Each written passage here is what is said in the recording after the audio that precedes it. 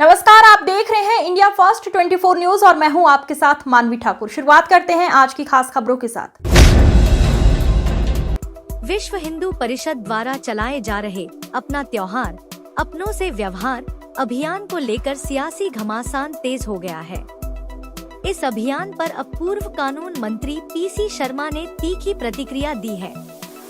Press से बात करते हुए पीसी शर्मा ने कहा, क्या ये लोग मोहन भागवत के खिलाफ हैं? वे तो कहते हैं कि सब अपने हैं। बाबा आदम के जमाने से सब अपने हैं। यह हमारी भारतीय संस्कृति है।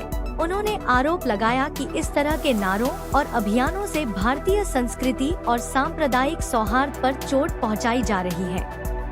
पीसी शर्मा ने याद दिलाया कि कोविड काल में हिंदू, मुस्लिम, सिख और ईसाई सभी ने मिलकर एक दूसरे की मदद की थी।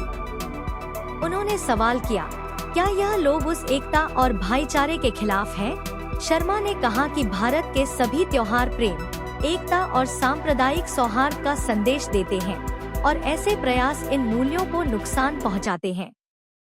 उन्होंने चेतावनी दी कि जो ताकतें समाज को बांटना चाहती हैं, वे ज्यादा दिन नहीं चलेंगी। सियासत अब इस मुद्दे पर और गरमाने के आसार हैं। मल्लिकार्जुन खड़गे के बेटे जो आईटी मिनिस्टर भी हैं कर्नाटक सरकार में, प्रियंक। बैठना एक बार, बैठना भाई, मैं उधर ही आ जाओ, यहीं आ जाओ ना। चलो भाई, रोल। सर, भोपाल में एक बार फिर पोस्टर लगे दिवाली के पहले कि अपना त्योहार अपनों से व्यवहार से खरीदारी करें। संघ के प्रमुख भागवत जी के खिलाफ हैं कि लोग? वो कहते हैं सब अपने ही हैं, सब अपने हैं। बाबा आदम के जमाने से जितने लोग हैं सब अपने हैं। और मैं समझता हूँ कि ये भोपाल ही नहीं, मध्य प्रदेश ही देश की संस्कृति है। इस संस्कृति पे चोट करेंगे तो ज्यादा दिन नहीं चलेगी, क्योंकि इस तरह के सांप्रदायिक सद्भाव के उदाहरण आए, चाहे वो कोविड का मामला हो या दूसरा मामला। ये हिंदू, मुस्लिम, सिख, ईसाई आपस में भाई भाई, ये नारा आज़ादी के समय महात्मा गांधी ने दिया था, पंडित नेहरू ने दिया था, बाबा साहब अम्बेडकर दिया था, भगत सिंह ने दिया था, नेताजी सुभाष चंद्र बोस ने दिया था, चंद्रशेखर आजाद ने दिया था। या तो इनके खिलाफ हैं ये लोग तो बात अलग है, वरना मैं समझता हूँ कि जितने भी त्योहार हैं देश के, चाहे वो किसी भी धर्म के हो, वो सांप्रदायिक सद्भाव बढ़ाने के त्योहार हैं। सर, मल्लिकार्जुन का बयान आया है कि हिंदू धर्म के त्योहारों के लोग ज्ञान करने जाते हैं, हम तो पटाखे फोड़ेंगे, आतिशबाजी करेंगे। रामेश्वर शर्मा भी कह रहे हैं कि हाँ सही है, हम तो पटाखे फोड़ेंगे, आतिशबाजी करेंगे। बाकी जब अन्य त्योहार आते हैं, जब किसी का ज्ञान जागृत नहीं होता हिंदू त्योहारों पर। देखिए, पटाखे फोड़ने पे कोई बैन लगा रहा है तो भारतीय जनता पार्टी की दिल्ली की सरकार। बाकी फटाके जो है इस बात की खुशी जाहिर करने का त्योहार है कि भगवान राम फिर अयोध्या पहुंचे और उन्होंने फिर अयोध्या में रामराज स्थापित किया। और फटाके की बात न करे बीजेपी, बात ज्यादा करे कि रामराज कैसे स्थापित होगा, जो भगवान राम ने स्थापित किया था, क्योंकि इन्होंने हमेशा उसकी बात की है।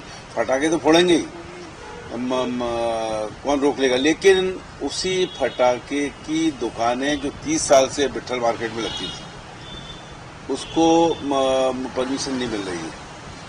और उसमें करीब 50 एक सोसाइटी है पूरी, लेकिन उसको परमिशन यहाँ नहीं दी जा रही। और एक सिंगल आदमी को वहाँ पे परमिशन दे दी, जिसके लिए अभी ज्ञापन यहाँ सीपीए में दिया जाएगा कि उसको, जो लगातार 30-40 साल से फटाके दुकान लग रही है, क्योंकि अगर ये वहाँ पे अनुमति नहीं दी तो इस क्षेत्र के लोग भगवान राम के आगमन पर फटाके नहीं फोड़ पाएंगे। इसके लिए भोपाल जिले का एडमिनिस्ट्रेशन और सरकार जिम्मेदार होगी। पहले पीछे एक तरह से बयान 1250 जेपी अस्पताल में आए दिन किसी न किसी तरह की ऐसी घटनाएं हो रही हैं जिससे मरीज परेशान हो रहा है। अब आपको बिजली चली गई तो जनरेटर जिससे बिजली पैदा करना था, उसके अंदर डीजल नहीं था। ये एडमिनिस्ट्रेशन देखते क्या है वहाँ पे कर्मचारी जो हैं उनको समय पे पैसा मिल नहीं रहा है। जो आउटसोर्स कर्मचारी हैं उनके जो पैसे जो कट के उनके अकाउंट में जमा होना चाहिए वो जमा नहीं हो रहे हैं। आए दिन वहाँ साफ सफाई से लेके हर तरह की प्रॉब्लम आ रही है। डॉक्टर्स वहाँ पे तवज्जो नहीं दे रहे हैं और पेशेंट्स परेशान होते रहते हैं।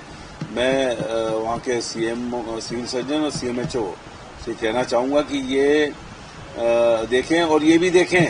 सुनने में ये भी आया कि जो सिरप जिसने छिंदवाड़ा में जो 25 लोगों की जान ली, वो सिरप भी इस अस्पताल के अंदर उपलब्ध है। इसकी भी जांच होना चाहिए और लोगों की जान बचाने का ये अस्पताल है, न कि उनको मुसीबत में डालने का। सिरप बिक्री लगभग कम हो गई, उत्पन्न हो रही है।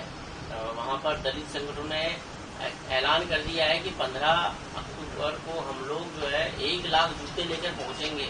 अनिल मिश्रा ने जो टिप्पणी की बाबा साहब अम्बेडकर के खिलाफ, उसको लेके वो आंदोलन हो रहा है। वहाँ पर अम्बेडकर जी की मूर्ति लगाने को लेकर हाईकोर्ट में जो विवाद वहाँ पर जो विवाद शुरू हुआ था, आप लोग भी गए थे, कांग्रेस पार्टी गई थी, उसके बाद ये स्थिति बन गई है। देखिए, बाबा साहब अम्बेडकर संविधान निर्माता हैं इस देश के और इसी संविधान से पूरा देश चल रहा है।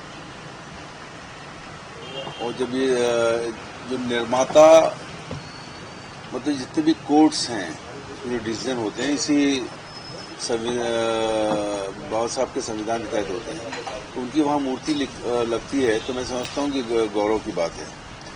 जो लोग इसका विरोध कर रहे हैं, मैं समझता हूँ कि उनको अपनी मानसिकता बदलना चाहिए। ये देश में एक संविधान है और एक संविधान के प्रमुख निर्माताओं में बाबा साहब अम्बेडकर हैं, उनकी मूर्ति लगने देना चाहिए और किसी तरह का विरोध नहीं होना चाहिए। पटाखे को लेकर जिस तरीके से बिहार में जिम्मेदारी मिली, मुख्यमंत्री जी 17 से एक्टिव हो रहे हैं। बिहार में यादव बाहुल्य सीटों पे और तमाम मधेश के नेता मंत्री सब बिहार में एक्टिव हो रहे हैं। देखिए, मतलब कांग्रेस के भी बहुत से नेता जा रहे हैं, लंबी फहरिस्त है वहाँ पे।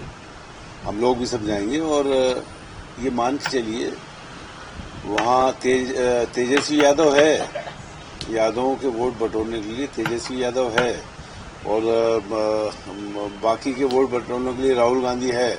इसलिए मैं समझता हूँ कि किसी के जाने आने से फर्क नहीं पड़ेगा। वहाँ हम लोग भी जाते हैं तो एक सपोर्ट में जाते हैं, वहाँ पे एक रिदम के लिए जाते हैं। बाकी सब चुनाव क्षेत्रीय जो समस्याएं, वहाँ पे जो बेरोजगारी है, वहाँ पे जो कानून व्यवस्था ध्वस्त हो गई है, जहाँ से एक ही नीतीश कुमार जी का जो राज चला है उसमें लोगों का सर्वस्व जो है वो लूट लिया गया है। इसलिए इस बार वहाँ कांग्रेस गठबंधन की सरकार बनेगी। बहुत दुखी लग रहा है। कर्नाटक सरकार में मंत्री भी हैं, उन्होंने मुख्यमंत्री को पत्र लिखा हो कि संघ की शाखाएं बैन की जाए क्योंकि डंडा लेकर निकलते हैं, कहीं न कहीं लोगों को धमकाते हैं। इस तरह के आरोप उन्होंने लगाए। देखिए, ये अगर आप बात करें तो महात्मा गांधी की जब हत्या हुई थी, जिसके तार RSS से जुड़े हुए थे, उसमें सरदार पटेल जी ने बैन किया था। तो मैं समझता हूँ कि कर्नाटक की जो स्थिति है, जहाँ पर वो खड़गे जी के जो मंत्री हैं बेटे, उन्होंने अगर बात लिखी है, तो निश्चित तौर पर कर्नाटक से ये बात उठी है, ये दूर तक जाएगी। ग्वालियर में कि जिस तरीके से ऑपरेशन ब्लू स्टार चलाया गया था वो इंदिरा गांधी की गलती थी, उससे सिख और बढ़ गई।